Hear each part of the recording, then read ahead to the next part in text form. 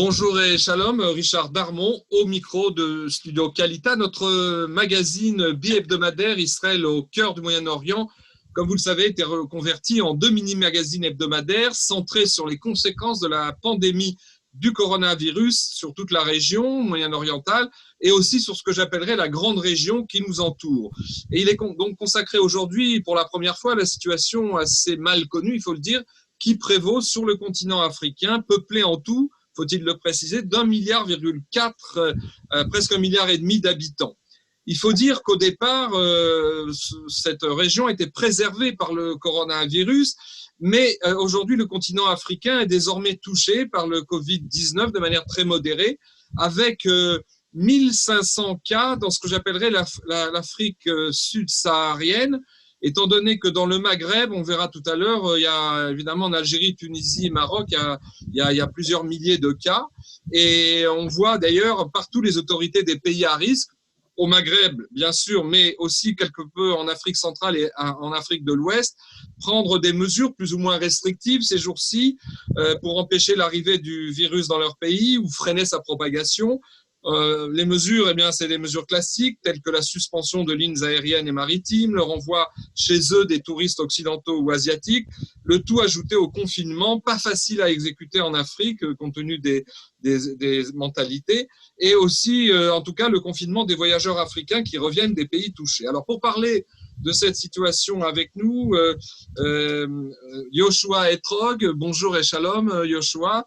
Vous êtes expert en affaires africaines, vous êtes constructeur d'hôpitaux sur le continent et aussi vous êtes d'installation sanitaire, disons, et aussi vous êtes le PDG et actif dans un incubateur médical israélo-européen qui agit justement en Afrique. Alors, quelques chiffres avant de démarrer notre entretien. Il y a en fait 5000 personnes qui sont atteintes dans les pays de la partie nord de l'Afrique du Nord, dont justement l'Algérie, le Maroc, la Tunisie et la Libye, à peu près 5000 personnes, plus 2600 personnes en Égypte. Donc, ça fait un total pour ces 6 grands pays, ces 6 pays, d'à peu près 700 morts. Jusqu'à maintenant. Alors en Afrique centrale, on est inquiet pour certains pays comme la République démocratique du Congo. C'est ce pays que vous connaissez notamment, Yoshua, vous allez nous en parler, puisqu'il y a eu 250 cas de personnes atteintes et une vingtaine de morts. Pays aussi qui est touché, c'est le Congo-Brazzaville, le Gabon, la Namibie, la Zambie, le Botswana, mais à chaque fois, il s'agit de quelques dizaines, dans le maximum des cas, des centaines de gens touchés, mais ça n'arrive pas du tout aux milliers. Par ailleurs, là où les choses sont beaucoup plus délicates, c'est le pays le plus touché de tout le continent africain, c'est l'Afrique du Sud, avec 2300 cas de malades, une trentaine de décès, et aussi, je le signalais tout à l'heure, le fait que l'inquiétude gagne l'ouest du continent, avec des pays comme le Sénégal, 300 touchés, le Burkina Faso, 515 cas, la Côte d'Ivoire surtout, 616 cas, le Ghana, 566, la Guinée, etc. On a l'impression d'ailleurs que les pays les plus touchés, c'est les pays, disons, les plus ouverts ou ceux qui s'exposent aux échanges internationaux. Et puis, il faut signaler, même pour les petites enclaves, à l'est, Djibouti, qui est pourtant pas très étendu, avec 300 cas, et l'Éthiopie avec une centaine de cas. Alors, qu'est-ce que vous diriez, Yoshua, vous qui connaissez bien l'Afrique, vous connaissez surtout la situation au Congo. J'ai aussi oublié de mentionner le Cameroun, il y a quand même presque 1 millier de cas au Cameroun. Est-ce qu'il y a lieu d'être inquiet pour l'extension à venir de cette pandémie dans le continent africain?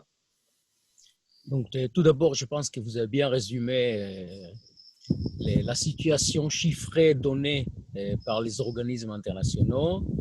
Une petite remarque, pour les grands pays comme le Congo, le Nigeria, etc., Congo, Kinshasa, je pense que les chiffres ne sont pas fiables parce que c'est des pays qui sont très mal maîtrisés de manière générale et surtout au niveau de la santé. Et donc, moi, je regarde plutôt les pays à taille maîtrisable. Donc, Congo-Brazzaville, par exemple, c'est un pays de 4,5 millions d'habitants et géré de manière assez centralisée. Donc, on peut commencer à avoir une idée un peu plus claire malgré le fait que le nombre de tests qui sont faits, si je prends Brazzaville par exemple, le nombre de tests qui sont faits dans le pays par 1 million de personnes est 10 fois moins qu'en France, sachant que la France n'est pas une championne dans ce domaine parce que le nombre de tests en France est un quart des tests qu'on fait par exemple en Allemagne. D'accord. Et donc, au niveau des chiffres, d'abord, il faut regarder les chiffres avec prudence, malgré le fait que moi, j'étais d'abord très positivement surpris par des décisions qui étaient prises très, très tôt de fermeture du pays, par exemple. Ils ont pris ces décisions avant la France, l'Europe, Israël, les États-Unis surtout. Et ça, c'était les premières choses. Et d'ailleurs, au Congo, les premières mesures qu'ils ont prises extrêmement tôt, c'est fermer les pays et deuxièmement, créer déjà des centres qui peuvent accueillir des malades, des contaminés, si vous voulez, Oui. de la COVID-19. Et avant même que d'autres pays ont commencé à le faire, et malgré le fait que jusqu'à là, officiellement, il n'y avait pas un seul cas. Donc ça, je pense, assez... Et je pense qu'ils ont pris cette décision extrêmement tôt parce que le risque est supérieur à ce que nous connaissons en Europe.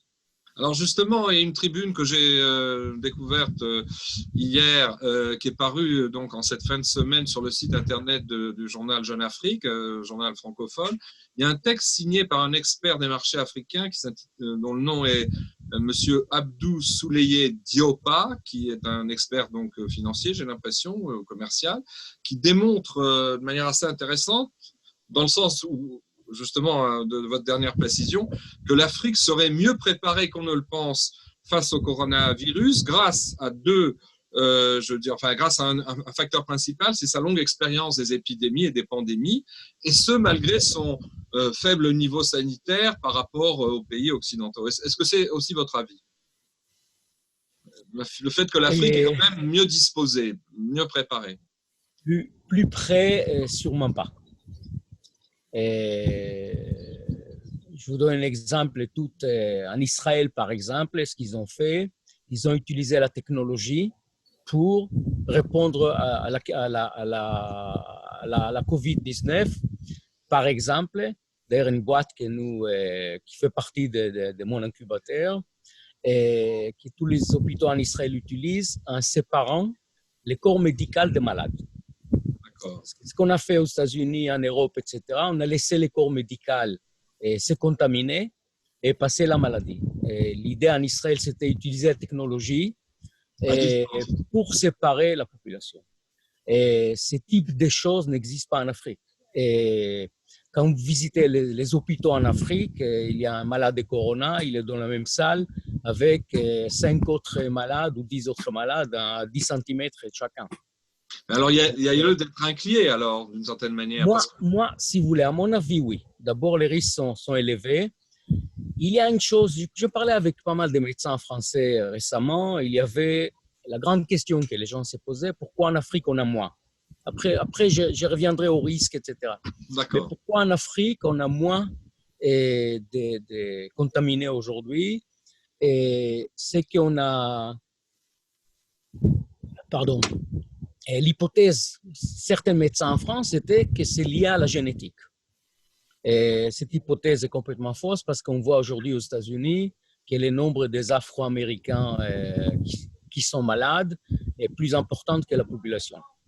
Donc ça s'est écarté. Moi, je pense, c'est une hypothèse que j'aimais, que parce que les Africains sont touchés par tout un ensemble de maladies qui sont un peu moins répandues dans le reste du monde, comme les malarias, comme certaines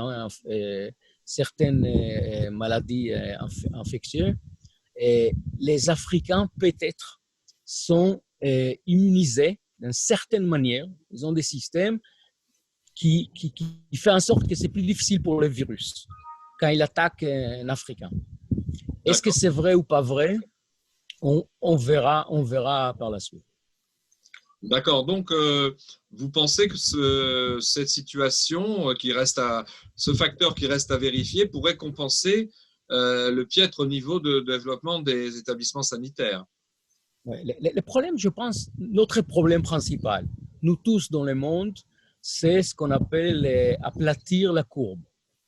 Oui. Aujourd'hui, la grande difficulté, c'est si on ne maîtrise pas la courbe, elle part de manière exponentielle.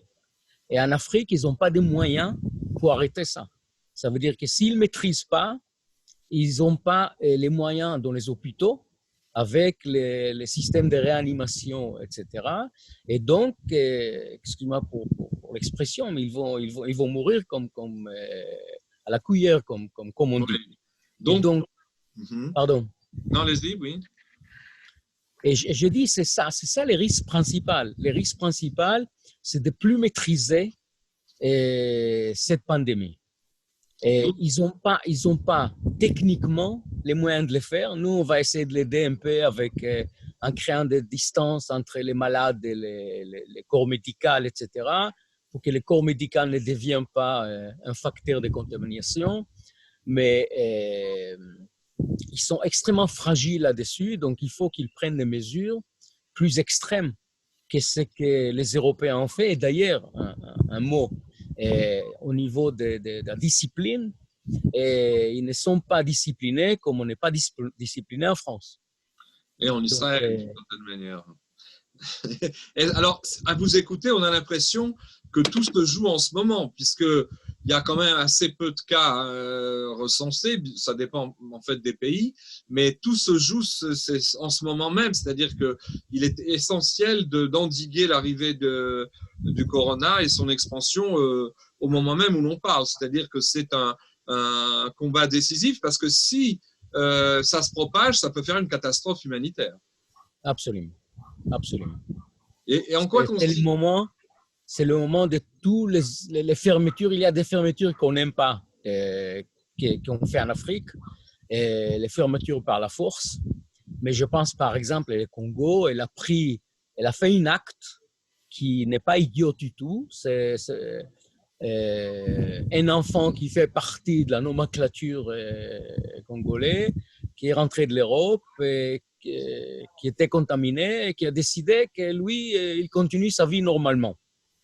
La police l'a arrêté, elle l'a mis en prison et elle a publié ça. Donc, pour passer un message que les comportements, c'est le comportement qui va changer, mais je pense qu'il faut les aider, surtout technologiquement, parce qu'ils sont plus fragiles.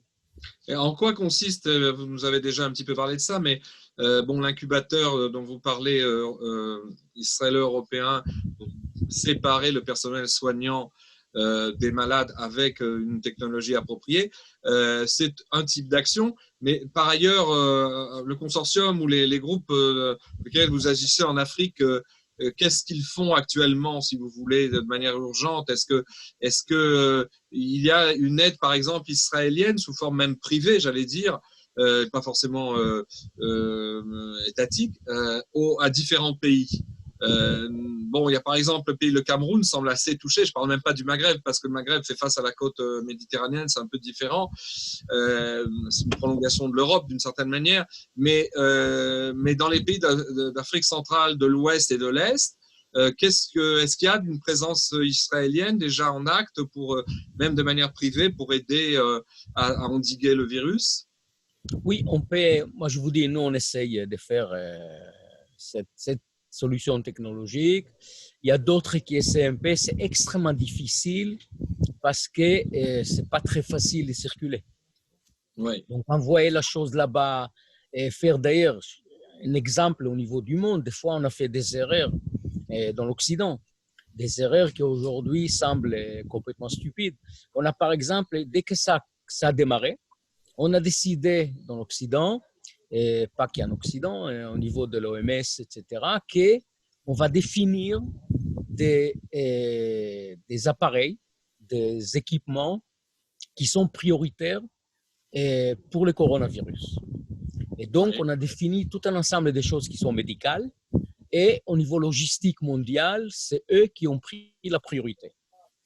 Ils ont simplement oublié, ils n'ont pas mis les... Et donc, j'ai fait marche arrière une seconde pour expliquer.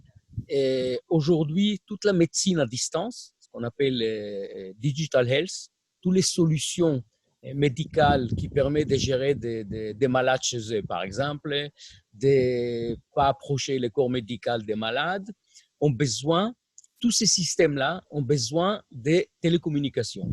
Or, dans la définition internationale, on n'a pas mis télécommunications dans les choses urgentes. Donc, on a aujourd'hui des systèmes où il manque les systèmes de télécommunications pour les mettre en œuvre. Et le monde a compris ça il y a 10 jours, ils ont changé, ils ont dit voilà, les télécommunications est dedans. Ah, d'accord. Et alors, si on pouvait, puisqu'on s'achemine vers la fin du temps qui nous est imparti, si on pouvait faire une sorte de bilan prospective compte tenu de tous les aspects qu'on a développés, est-ce que vous en tant qu'expert, depuis plus de 20 ans, vous jalonnez le continent africain dans différents pays, est-ce que vous êtes aujourd'hui, je dirais, pessimiste ou plutôt optimiste ou plutôt dans un grand doute sur ce qui va se passer en Afrique dans les jours et les semaines qui viennent? Moi, optimiste ou pessimiste, moi j'aurais parlé des effets économiques plutôt. Et les risques de l'explosion, on les sait, mais les risques économiques existent déjà de manière extraordinaire. Congo-Brazzaville, je reviens là-dessus. Le nombre de personnes qui sont en manque de sécurité alimentaire a été multiplié par 2. D'accord. Et le fait que les gens sont confinés un peu partout, on a l'effet économique important, mais principalement en Afrique. Parce Bien. Que là, on touche des gens qui sont déjà en situation précaire, et c'est là qu'on aura en Afrique le plus grand effet de toute façon. Eh bien, écoutez, merci pour ces précisions, Yoshua. Peut-être qu'en fonction des développements, on fera à nouveau appel à vous dans quelques jours ou quelques semaines. Merci de votre disponibilité et que de bonnes nouvelles pour tout le monde. Merci. Merci beaucoup. Bonne santé. Et Shabbat Shalom.